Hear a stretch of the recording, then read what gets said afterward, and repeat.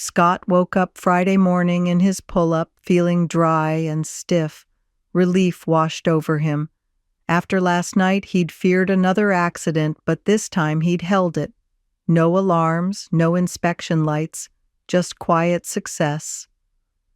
"Not bad," he whispered, running a hand across the smooth front of the pull-up. Could have been worse. The soaked pull-up from the previous night had been an accident, sure, but it hadn't been a disaster.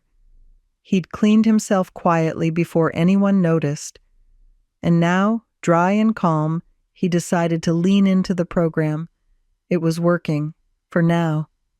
"Just go along with it," he muttered to himself. "It's working. I'm still in." At hygiene class, Scott stood confidently at the front while the other students filed in, groggy and nervous. He liked being the one who didn't have to prove anything. "Ethan, your brushing was lazy yesterday. Let me see you do it again." "I did it right this time," Ethan said, defensive. "You missed your back molars again," Scott said louder. "Redo it. Don't test me." Ethan scowled and started brushing while the others watched. "You think you're better than us now?" one boy muttered. Scott ignored him. He turned to the next kid, a newer recruit named Trevor, who stood frozen. "Go ahead, brush." Trevor's hands shook. His face went pale. And then, in the middle of the silence, he wet himself, loudly, then crouched forward and filled his diaper. The smell hit instantly. "Trevor has soiled himself, requesting removal," Scott announced, unfazed. Two assistants arrived and escorted the trembling boy out without a word. "Disgusting," whispered one of the other big boys, grinning. After hygiene class, Scott went straight to ethics. He sat up front with his arms crossed, his clipboard balanced across his knee. A new boy, Billy Buckley, was seated next to him. He was a known complainer. "The system's rigged," Billy whispered. "They pick favorites. They like you. That's why you're up here." "Maybe they like discipline," Scott shot back. "Something you clearly don't understand." Halfway through class, Scott noticed a damp spot on Billy's chair. "Excuse me, headmaster," Scott called out. "Candidate Buckley appears to have leaked." Headmaster Nash didn't hesitate. "Candidate Buckley, report for reassessment, now." Billy was furious. He glared at Scott. "Snitch." "Big boy," Scott corrected him.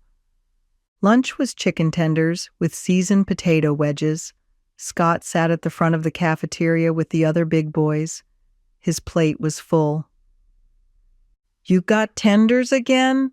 someone shouted from the lower ranks. "I have tenders every Friday. Earn it if you want some," Scott said, grinning. Some students muttered angrily. One even stomped out of line. "Entitlement is a disease," Nash said aloud, not even turning her head. Gym class was t-ball, real aluminum bats, a controlled, supervised game. Scott sprinted, laughed, even slid into base once, ignoring the scuffed knees. "You're getting cocky," Mateo warned. "Number, I'm getting comfortable." "There's a difference," Scott replied. After class, the big boys returned to their dorm for free time. They played cards, told stories, and passed around grape juice in tall plastic cups like it was champagne.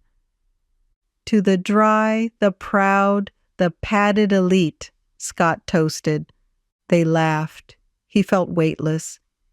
"You ever think about when you were in the main dorm?" one boy asked. "Barely. That wasn't me," Scott said. "This is me." He drank more juice, too much. That night, he went to bed with a smug grin. Saturday morning. Scott blinked awake to the sound of footsteps.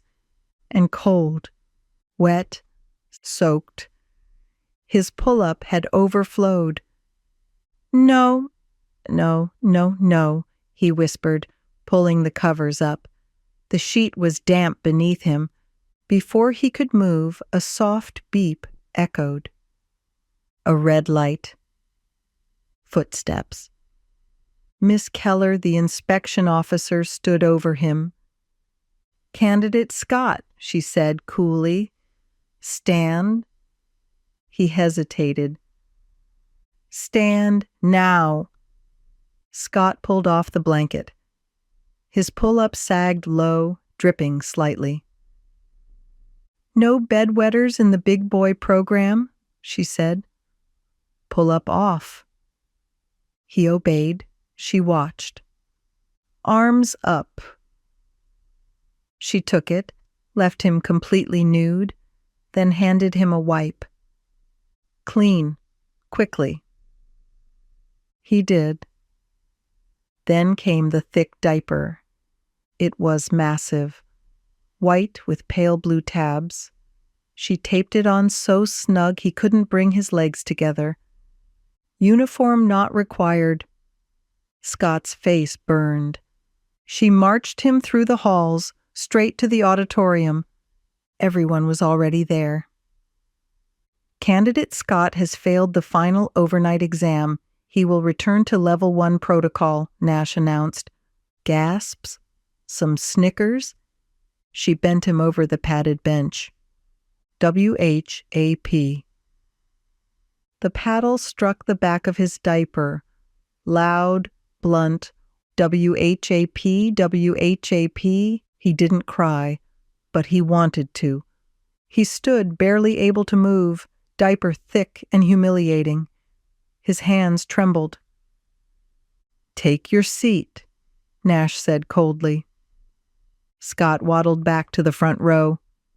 Everyone stared. He stared at the floor. He had ruined everything.